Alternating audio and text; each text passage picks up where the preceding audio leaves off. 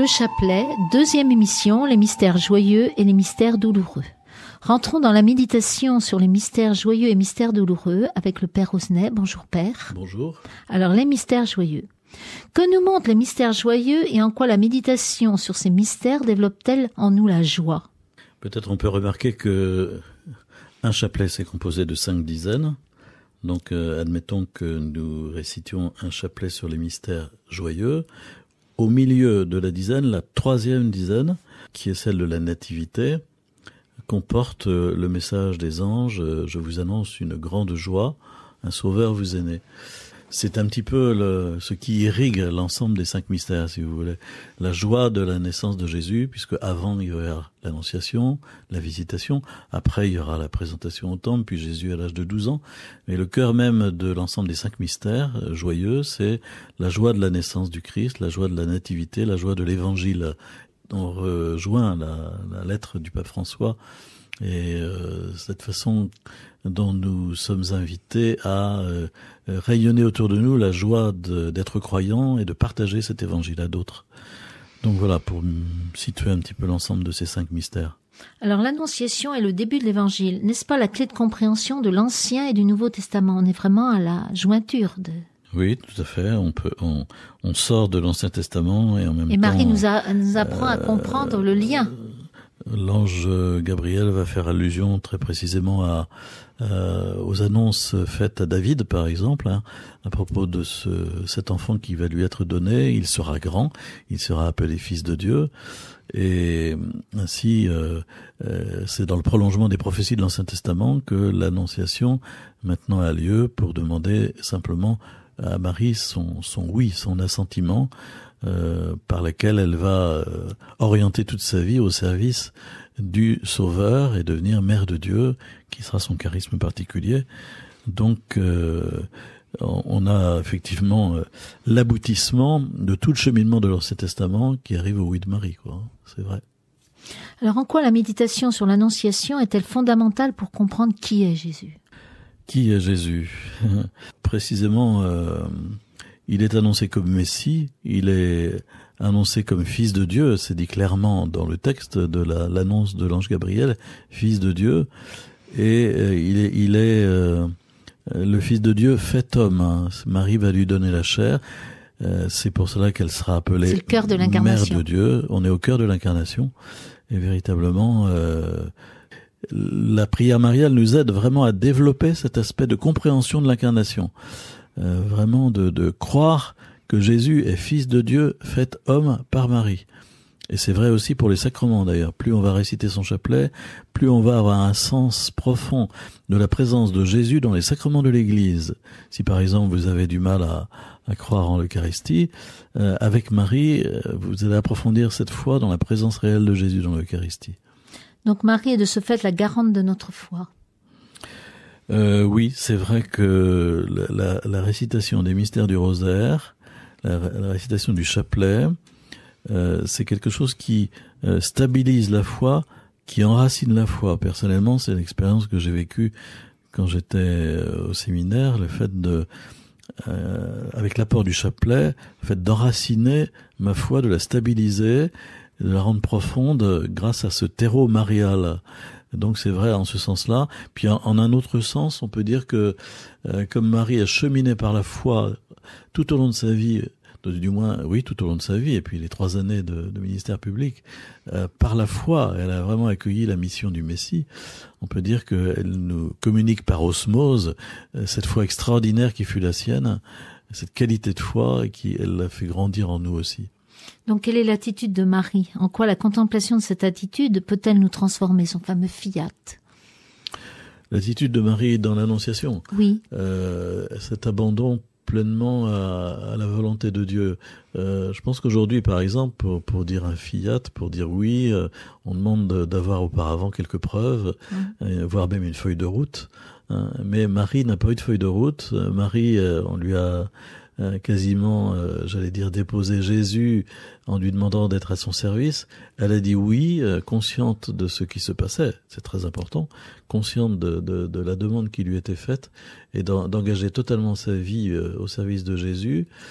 mais sans savoir de façon précise tous les détails des moments par lesquels elle allait passer au service de Jésus. Donc c'est un oui prononcé dans la foi, dans l'obscurité de la foi, en toute conscience, mais dans la foi. En ce sens-là, Marie nous aide, nous aussi, à dire un oui dans la foi chaque jour. Alors venons-en maintenant au deuxième mystère, la visitation. Alors que nous apporte ce mystère et quel en est le fruit ? Moi, j'aime bien considérer que la visitation est une sorte de mystère qui nous propulse sur l'évangélisation. En effet, on voit Marie qui est enceinte de Jésus et qui aborde sa cousine Élisabeth, et le petit Jean-Baptiste, futur Jean-Baptiste qui est dans le sein d'Élisabeth, tressaille de joie, et Élisabeth est remplie de l'Esprit Saint. Donc c'est comme si Marie portait Jésus, qui lui-même donne l'Esprit Saint aux personnes qui côtoient Marie, et qui le côtoient. Donc il y a comme une sorte d'évangélisation. Marie porte l'évangile. C'est parce qu'elle porte Jésus que sa présence peut être fructueuse et que l'annonce quasiment silencieuse. Il n'y a pas besoin de 30 000 phrases.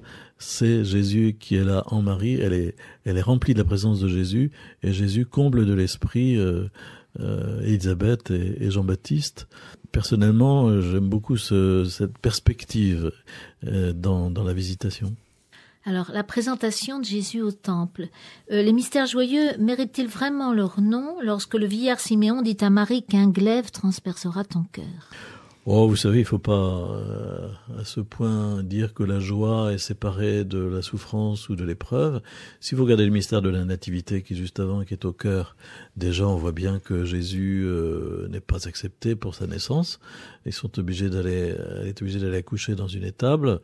On voit bien sûr les icônes orthodoxes que l'enfant Jésus est habillé de l'ange d'une certaine façon, qui représente un peu les bandelettes du tombeau, que même la crèche est dessinée sous la forme d'un autel qui préfigure aussi le tombeau. Enfin, la dimension de souffrance est toujours présente.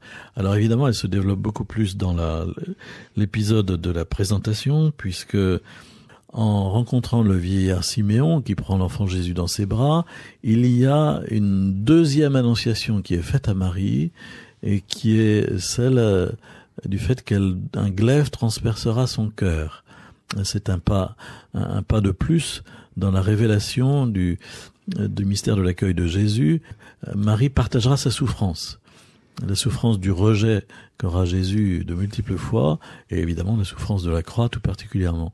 Donc on ne peut pas séparer la joie de la présence divine, la joie du salut, et puis la souffrance du péché qui est dans le monde et qui marque toute réalité, tout homme, toute situation. Alors vous avez parlé de la joie de la nativité. On a un petit peu passé la joie de la nativité. Alors quelle est cette joie de la nativité ? C'est la grande joie de la présence de Dieu au cœur des hommes. Hein. Saint Jean va dire, il a établi sa tente parmi nous, hein. Faisant allusion, le mot grec, la tente, faisant allusion à la tente de la rencontre du temps de Moïse quand ils sortaient d'Égypte et qu'ils étaient en cheminant dans le désert où Moïse venait rencontrer Dieu et parler avec Dieu. Eh bien ici, en Jésus, Dieu et l'homme se rencontrent. Et c'est la présence divine au cœur de l'homme, au cœur de l'humanité maintenant. Et ça, c'est la grande joie. Dieu est accessible, il est avec nous, définitivement avec nous, il porte tout de notre vie et il nous emmène dans sa divinité. Et là, c'est une grande nouvelle pour l'homme. On parlait justement qu'il y avait une dimension anthropologique et on sait que l'homme, en fin de compte, il est fait pour être divinisé. Voilà. Donc cette méditation peut nous amener à cette dimension. Et vous voyez, on rejoint au fond les mystères glorieux. Donc voilà, les mystères sont sériés, puis en même temps, il faut être assez souple pour voir toutes les dimensions qui y sont contenues. Alors le recouvrement de Jésus au temple. Pourquoi Jésus n'a-t-il rien dit à ses parents lorsqu'il est resté au temple, et après avoir enseigné les docteurs en Israël, Jésus ne veut-il pas enseigner sa mère ? Ah oui, c'est une drôle d'affaire, ça. Il n'a rien dit à ses parents, il est resté à Jérusalem, tandis qu'il repartait. C'est le soir, après une journée de route, qu'ils se sont aperçus qu'il n'était pas dans la caravane. Et ça, c'est difficile à comprendre pour les parents. C'est comme si Jésus voulait provoquer une crise. Imaginez, ils ont dû repartir après une nuit blanche, ils ont dû repartir le lendemain, une deuxième journée de route pour revenir. Ils ont trouvé Jésus le 3e jour. Il y a eu donc une deuxième nuit encore avant de le trouver. Et c'est comme si Jésus avait voulu provoquer une crise, provoquer une souffrance, déstabiliser Marie et Joseph. D'ailleurs, c'est ce que Luc va écrire à la fin de l'épisode. Il va dire ils ne comprirent pas ce qu'il leur avait dit. Hein. Et qu'est-ce qu'il leur avait dit quand ils l'ont trouvé, Marie est montée sur ses grands chevaux, si j'ose dire, en disant « Mon enfant, pourquoi nous as-tu fait cela ?» Et donc mon enfant, et elle met en avant sa maternité, sa responsabilité, en disant vraiment t'es un sale gosse de nous avoir fait ça. Et Jésus va répondre, ne saviez-vous pas que je dois être chez mon Père? Il a commencé son retour vers le Père, sa montée vers le Père. Il fait émerger sa conscience filiale, conscience divine filiale. Il a pleine conscience d'être le fils du Père. Et Joseph, qui est son père humain, est mis au second plan. Donc c'est comme s'il voulait emmener Marie et Joseph plus loin dans la compréhension de la mission. Savoir qu'il ne leur appartient pas, il vient de Dieu, il retourne à Dieu. Il y a tout ça. Donc il les met dans une plus grande obscurité qu'auparavant. Et pour bien comprendre cet épisode, au fond, faut aller chercher à Cana, après 18 ans plus tard, où cette fois-ci, Jésus s'adresse à Marie en lui disant « Femme ». Donc on voit que elle n'est plus dans un rôle purement maternel, mais qu'elle est associée à sa mission, et que les 18 ans qui viennent de s'écouler, elle a eu le temps de digérer ce qui s'est passé quand Jésus avait 12 ans, où là ça a été une grosse crise et une grosse obscurité qui leur est tombée dessus à travers. Et qu'est-ce que ça peut nous apporter dans ces que le Seigneur permet à certains moments dans nos vies des moments de crise, des moments déstabilisés, où ils semblent tirer l'échelle, on perd tous nos repères. Donc on est perdu à proprement parler, et on va retrouver nos repères plus loin. Le Seigneur va nous guider ensuite, va nous faire à condition que l'on continue de méditer dans notre cœur et de croire en lui et de tenir sa main.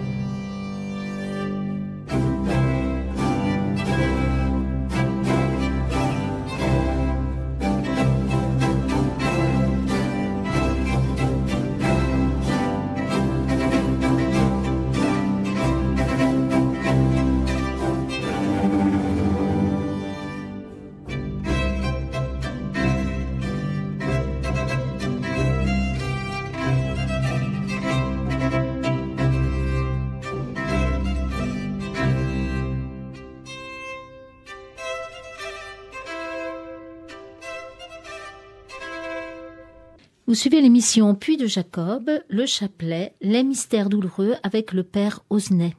Alors comment Marie a-t-elle vécu ces mystères douloureux? Comment peut-on imaginer? Ah là là, peut-on rentrer dans la psychologie de Marie? Je dirais dans sa foi plutôt. Pas simple, oui. Ce qui est certain, c'est que, d'abord en tant qu'Immaculée Conception, elle avait une perception très fine du péché de l'homme, hein, ça c'est sûr. Donc on peut penser aussi que pendant les 30 ans où ils ont vécu ensemble, ils étaient tout de même pas au monastère en train de rester en silence pendant les repas avec une lecture. Ils ont pu parler ensemble, et Marie a certainement approfondi le sens véritable de la mission du Messie, de la mission de son Fils, et donc qu'elle a eu le temps de cheminer pour s'y unir avec son cœur. Et lorsque la passion est survenue, elle n'était pas surprise à ce point d'être décontenancée. Non, elle savait que ça allait survenir, elle s'y préparait, elle s'y était unie, elle va s'y unir pleinement. Donc vous voyez, je pense qu'il faut avoir tout ça en arrière-fond, plus évidemment toute la méditation de l'écriture qu'elle a dû faire par elle-même et avec Jésus, en reprenant tous les passages de l'Ancien Testament qui annoncent un Messie serviteur humilié, souffrant. Serviteur souffrant dans Isaïe, etc. quoi. Il y a tout ça. Alors tout ça va déboucher sur effectivement les 5 mystères douloureux qui vont nous être proposés. Mais si on veut les méditer avec Marie, il faut comprendre cela, que elle déjà est rachetée par la souffrance de Jésus, par l'amour de Jésus dans sa passion. Elle a déjà bénéficié de la rédemption de son Fils par anticipation. Elle est un fruit de la rédemption. Il faut peut-être dépasser un peu l'aspect trop émotionnel que certains cantiques oui. nous ont donné, un peu. Oui, et puis l'aspect, doloriste. Doloriste, disons, oui. Effectivement, oui. Même s'il faut pas l'occulter. C'est ça. Non, puis de toute façon, on peut pas l'occulter parce que la réalité de la souffrance de Jésus est là devant nos yeux. En même temps, il faut avoir vraiment une perspective théologique plus profonde, quoi. Que Marie, avec Jésus, porte ce souci de la rédemption de tous les hommes et de la destruction de ce qui fait obstacle de la communion avec le Père, à savoir le péché. Jésus est venu pour ça, et Marie s'unit pleinement à cette... Alors après, elle va pénétrer dans les racines par lesquelles ça va se passer, à savoir les différentes étapes, effectivement, de la passion de Jésus. Alors, première étape, l'agonie de Jésus. Cependant, que ce ne soit pas ma volonté, mais la tienne qui se fasse. Alors, comment Marie va-t-elle entrer dans cette logique de l'amour ? Il me semble que Marie y est déjà rentrée, parce que elle n'a en aucun cas fait sa propre volonté. Elle a cherché à faire la volonté du Père et du Fils et du Saint-Esprit tout au long de sa vie. Elle est sans péché. Et donc elle adhère pleinement à cette prière déjà. Seulement maintenant, on est ici au pied du mur devant le fait que Jésus ait apporté sa souffrance. Et là, Marie ne peut pas avoir du tout la même place. Marie n'était pas présente à Gethsémani à proprement parler, mais Marie a dû, vivre quelque part la substance de cette prière dans tout son cheminement des 18 années entre le moment où Jésus a 12 ans et puis de l'entrée dans le ministère public. Elle a eu le temps de méditer pleinement cette réalité que Jésus allait prendre sur lui le péché du monde, et maintenant on y est, quoi. Donc je dirais que Marie semble absente de l'épisode, et pourtant elle est en toile de fond, en arrière-fond, et non pas ma volonté mais la tienne. Bon, c'est vraiment toute la disponibilité et du Verbe, parce que c'est le Verbe éternel de Dieu qui dit cela de toute éternité, et du Fils qui s'est incarné, et de Marie qui l'a déjà accueilli et qui redonne son oui que le vieillard Siméon avait proposé comme étant un oui souffrant, un glaive transpercera ton âme. Elle le redonne déjà, elle l'a déjà donné. Alors, deuxième et troisième mystère, la flagellation et le couronnement d'épines. Alors, que retenir de ces mystères ? Concernant la flagellation, il me semble que c'est en lien, et ça c'est traditionnel, avec la chair, puisque c'est la chair, le corps de Jésus qui est lacéré par les fouets romains, jusqu'à en enlever des lambeaux de chair et à le rendre sanguinolent. Donc il me semble que c'est la question du rapport à la chair et de la façon dont nous attachons une importance excessive à la protection de la chair et à la jouissance de la chair qui est pointée ici. Et Jésus prend sur lui la souffrance qui est liée à tous ces péchés, en nous montrant que, au fond, porter le péché, c'est aussi concrètement dans toute l'épaisseur charnelle que cela doit et vivre aussi, j'allais dire, l'approche de la sainteté divine. Ça doit se traduire aussi par une sorte d'ascèse de la chair. Enfin, il y a tout ça qui est contenu, du moins qu'on peut voir en arrière-fond, de ces coups de fouet qui s'abattent sur Jésus jusqu'à le rendre méconnaissable, et qu'on peut lire aussi sur le cerf de Turin. Concernant le couronnement d'épines, il me semble qu'on entend la parole de Pilate, voici votre roi, hein, et comment Jésus apparaît un roi de dérision, un roi d'humilité, comment Jésus s'est abaissé, comment Jésus renonce à toute emprise sur les personnes. Sa royauté est une royauté de service. Donc c'est vraiment dans ce qu'il faut demander pendant cette dizaine, Seigneur, délivre-moi de tout désir d'emprise, de mainmise, de pouvoir, de volonté de puissance, et accorde-moi la grâce de l'humilité et du service. C'est ce que Jésus a vécu pendant toute sa vie et qu'il réalise aussi dans sa passion, et qu'il montre dans le lavement des pieds, nous servir, nous purifier. Et il le montre à ce moment-là avec le couronnement d'épines.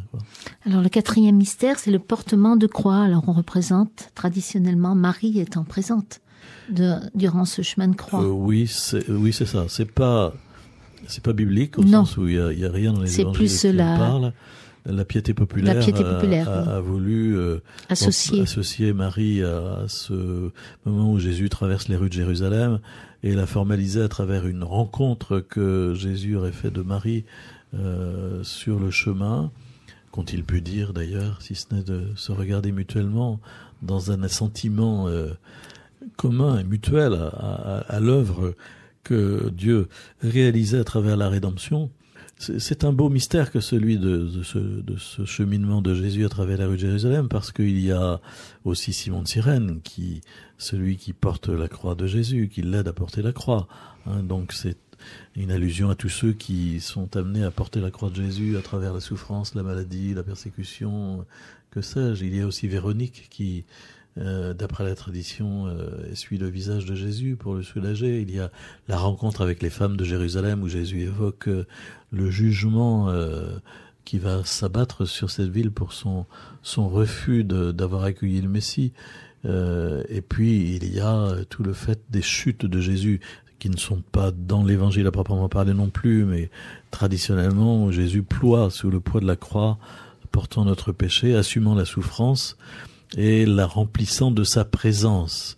Tous les gens qui disent aujourd'hui la souffrance n'a aucun sens, alors c'est vrai, et puis en même temps il faut rajouter Jésus l'a rempli de sa présence, donc en munissant à Jésus, on peut assumer la souffrance, la porter par amour avec lui, comme dimension de la rédemption pour nos contemporains aujourd'hui. C'est aussi tout cela qui est contenu dans ce mystère. Alors le crucifiement, là Marie est très présente, puisqu'on nous dit que près de la croix, Marie se tenait debout. Le long de la croix, voilà. Le long elle est de là, la croix. avec Jean. Oui, tout à fait. Ils ne sont plus que eux seuls, plus quelques femmes qui sont là. Tous les apôtres ont disparu, volatilisés. Le courage des hommes, quelquefois, est manifeste, n'est-ce pas? Et Marie s'unit de cœur à ces 3 longues heures où Jésus vit la déréliction sur la croix et vraiment porte le péché du monde au point d'en être totalement défiguré. Là, on est au cœur du mystère et aussi de l'Eucharistie d'ailleurs. Et justement, Marie est là vraiment associée à la rédemption, à l'œuvre de rédemption. C'est ça. Le Concile Vatican II n'a pas voulu employer le mot co-rédemptrice sciemment, mais il a dit associée à la rédemption, pour bien se conformer à ce qui est dit dans la parole de Dieu, dans l'Écriture, que Jésus est l'unique médiateur, l'unique rédempteur, mais aussi pour donner sa place spécifique à Marie, qui, en raison de son Immaculée Conception, en raison de sa maternité divine, est unie à la mission du Rédempteur. Et donc le porte avec lui, encore une fois, pleinement, en connaissance de cause, avec son cœur de mère et de femme, et de créature, alors que Jésus, lui, est Dieu fait homme, Marie n'est qu'une créature. Voilà, on est au cœur du mystère. Et c'est le lieu aussi, Marie au pied de la croix, c'est le lieu de la maternité, je dirais. Où Jésus a une parole pour Marie, oui. Voici ton fils, où il confie à Marie Jean, et à travers Jean tous ses frères, tous les croyants de tous les temps, et où Marie donc reçoit une autre étape de sa maternité, qui maintenant est une maternité à dimension ecclésiale. Et Paul VI dira à la fin du concile, Marie est mère de l'Église. Et c'est contenu dans la mission que Jésus, dans un souffle, lui confie dans une parole à la croix.